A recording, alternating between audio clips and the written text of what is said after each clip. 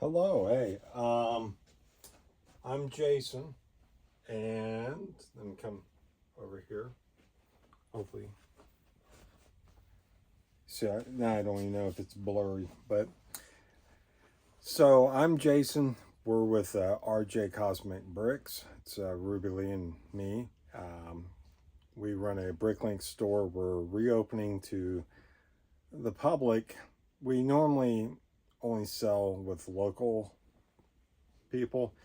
There's a couple of people. They obviously keep us very busy, so we're blessed to have them, and they have some things that we're really excited about. Dealing with education and Lego building with more high-tech equipment that can be modeled in Lego form. You think of the gentleman who does the electrical substations, transformers stuff. This is a intriguing side of STEM with Lego kind of mixed together. It's pretty impressive to me, and for younger people to build an electrical substation, if you've built one or designed one, after you've done one, you'll remember and you'll learn a lot from it. And every time you see one in real life, you'll have a totally different view on it. So, with the adventure of trying to get into more high tech equipment like nuclear fusion or nuclear fission, objects that would not be easily seen by the general public, but yet you could build in a Lego form, can give the younger generation a heads up on trying to get their hands on understanding these machines that are behind these walls that you might only see in a video or on research papers and labs, or sometimes they're prototypes.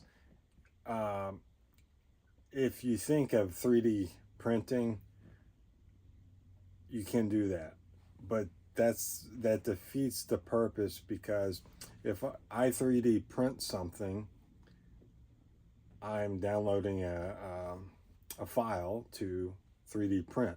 If you're building something in Lego, you're learning as you're going and as you're building it, whether it's the Saturn V rocket or the ISS space station or Ninjago City. Once you built it, you have a whole another level of understanding.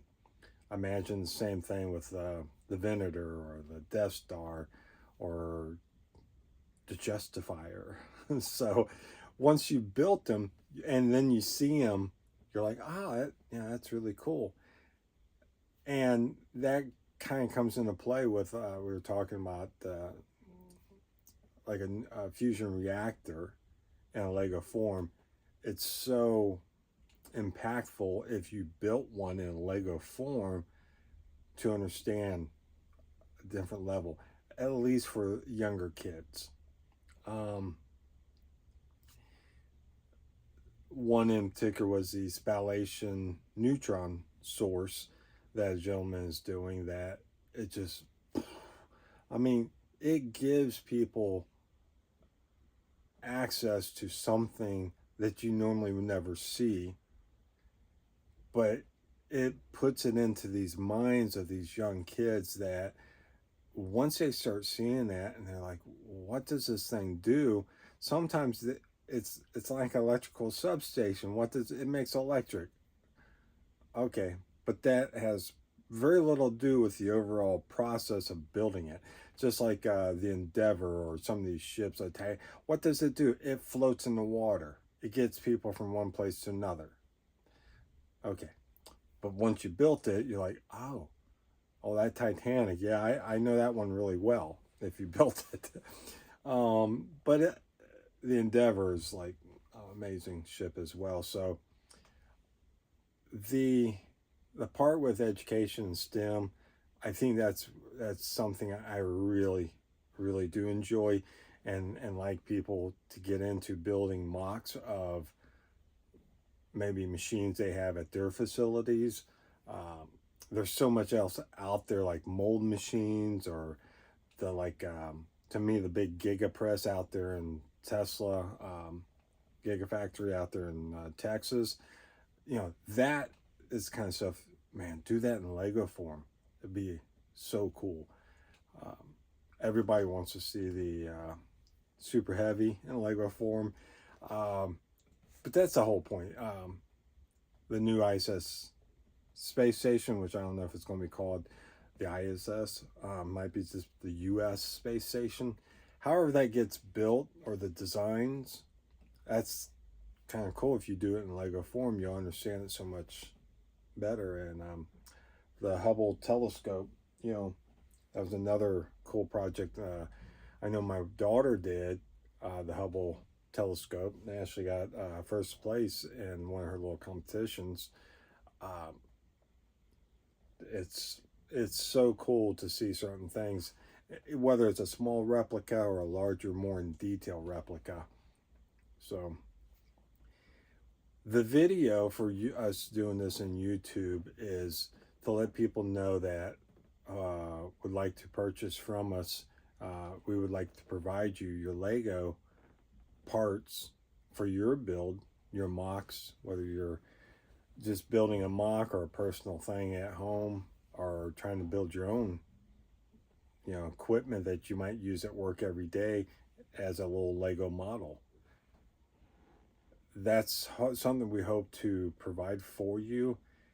We're just two people, and with my daughter and um, I do this full time to do all the extra stuff that's required for her with her education and her schooling. She's hopefully soon going to a college, and she's put a lot of time and efforts in a lot of things, and this is one of them. And we haven't pushed it much in the years past, but we're at a point now that this is something we want to see how it goes. I don't know. I don't have the experience of like what sells. To give you a sample, I think I've heard this before on people, and I listen to a lot of people's Lego talk, whether it's the AFOL groups, or people like Pops Blocks, or Brick Dynasty, another Brick in the Bucket years ago. They were amazing. I really miss them. Jabbo, him and his group. I like listening to them. Everyone has a different perspective and a different interest, by all means. So when you're selling parts to something that is a much bigger picture than just that one piece that sometimes as a Bricklink seller we don't see. But we're always, I think, interested in knowing what they're for. Sometimes people are just buying your bricks to resell. I don't like that. I'll be honest, I'm not like going to block anybody yet, because it's happened in the past, and that's kind of why we only started dealing with locals, because people were like clearing me out of things. And I know, like, my daughter was like spending all the time trying to upload stuff, and I'm like, someone just bought it all, and we found out all they were doing is just reselling it. And it kind of bothers me, because it's not just it's capitalistic ways of thinking. We were trying to provide very good pricing for people to build their stuff, where if there's a part that sells for whatever, I mean, this is exaggeration, but let's say a part sells for 42 cents, and I see that it's on lego.com that they just started carrying it or whatever, and it's on there for 35 cents, I'm going to sell it for 35 cents, maybe 36, maybe 37. It kind of depends. If it's something where I'm like, hey, I can go ahead and get a couple hundred of them and they're 35 cents, I'll do that. Maybe just a little, maybe a penny or two more to help with my cost of putting it up in inventory, picking it. This stuff takes a lot of time. I think everyone knows this, but not trying to get into that scenario. But I do caution buyers out there. Understand if I have a part, for example, as this part in this tray here, it's a Pac-Man piece, but let's say that's not available on the Pick-a-Brick Lego site, and they're selling them for $1, and all of a sudden it's listed on the Lego website. I don't know about that, and they're selling them for 2 cents. I'm selling mine for $1 because I'm not aware of that. So that's where you're trying to find out, whether we could keep in sync somehow of like, hey, there's a price adjustment. That's where I think I stated on my Bricklink store. Look, if you find something on lego.com, let me know. If I'm selling it for, 50 cents and they're selling it for 50 cents, or they're selling it for 49 cents or 48, for the 2 cents, don't bother me about it. But I'm trying to say is, if it is 50 cents and I have mine at $1, it's because I didn't know they were available, because those cost me a lot more to buy at that particular time. I do buy some Legos sometimes. I always buy new Legos. 99%, I would say about 98% of all of our Lego are new. 1% of our Legos are bought through Lego, and probably that less than 1%, and it's probably like a 0.2%. I have some used items. I don't think they don't look used, but I've ran into like here, I ran into this piece here, okay? It's a Lego piece. I don't even know where it comes from. I really don't. I mean, I'll have to look it up. It's some crazy, it looks like a brain, but it's a Lego piece. And I saw it, it was like from 2000, what, I don't know, like 2015. And I look up the set and I'm like, I didn't have that set. I didn't part it out. So I don't know where it comes from. So I'm kind of looking at it like it must be used, because I don't know where it comes from. And I didn't have used Legos that I started like parting out or nothing. Everything I have is new. So as you see, and I'll show you some like boxes and stuff here that we have in the back. We have about 620,000 parts inventoried right now. I have about another 100,000 parts that are sorted and set up to be put in inventory. And we probably have about another 400,000 or 500,000 parts that we still just have in boxes. All new, of course. Minifigs, I don't know how many I have. I don't have anything like crazy wild, but I'll show you that. We do keep all of our minifigs in cases, whether it's $1 minifig or a $100 minifig. All minifigs, normally their capes are always in the boxes they came in from Lego. If it's an item like Ahsoka's headgear, came in a little plastic bag, it's still in the plastic bag.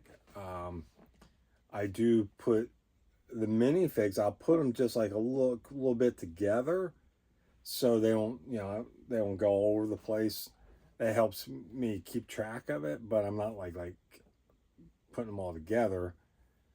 so it's still new. It just helps keep it in control. So you don't have 3 million parts going all over the place. But I do sell a lot of torsos, a lot of hair pieces, heads. That's another part over there. I have probably about 2,000 heads that I have to sort through. That over the years I just kept on putting new heads.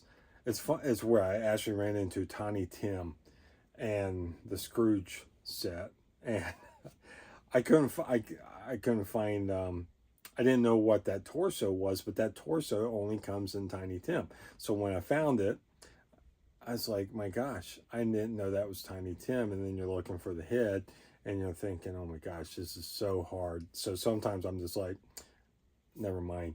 I'll just sell the torso separate and the head separate, the hat, hair, everything, instead of putting them all together. But sometimes I find ones all together, and I'll have maybe some with just the parts and some all together. So I'll show you next is how I do the trays. So originally we were looking at setting up everything in a system to where the trays, when you pull out a tray, there you have 21 parts in there, okay? 21 different options. And this works out nice, and it allows you to put a lot of parts in a very small area.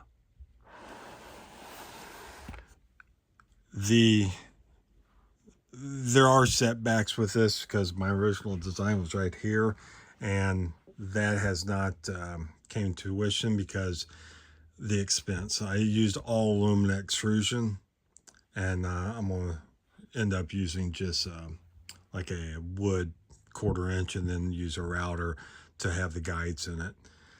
But that would have turned out nice. It just was too heavy and became too expensive for what it was. But you can kind of see how you would have such access to it, and that works out nice for a lot of reasons. But other reasons, it just was not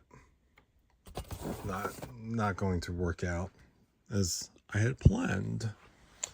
To keep a lot of the parts, like I said, on trays, especially minifigs.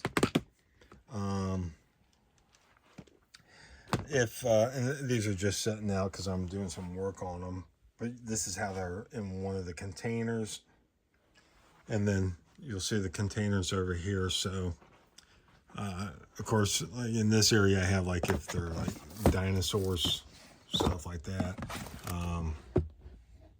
Star Wars animals, this little keychains, yeah, CMFs accordingly.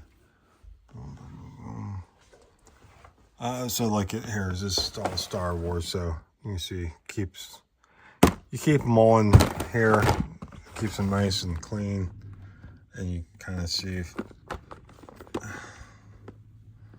So they're all marked, so I know exactly where they are.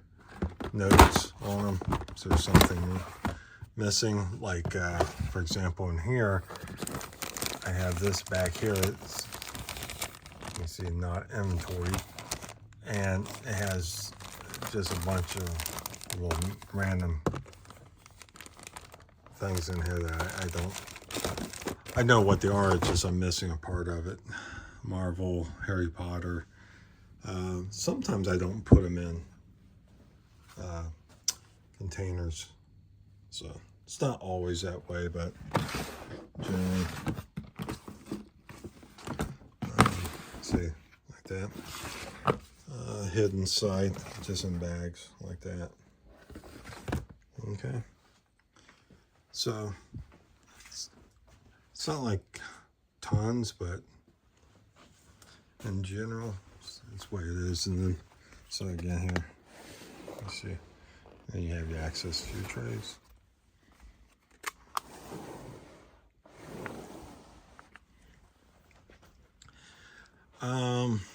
That's about it. So again, check us out.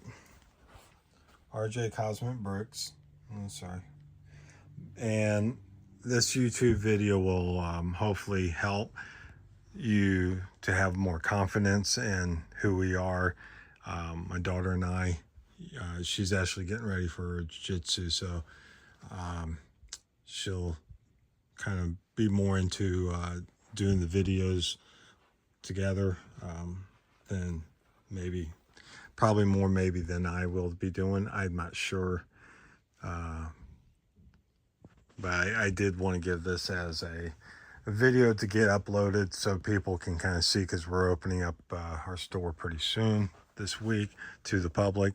And like I said, you can see all the boxes down through there, you know, all with the Lego pieces and sets in them, but nothing like extremely high dollar stuff.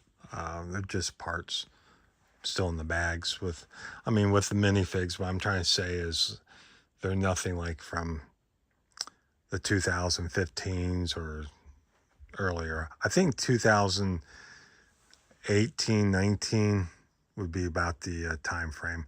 I had a couple of the Slave 1s, the UCSs, and I think that was like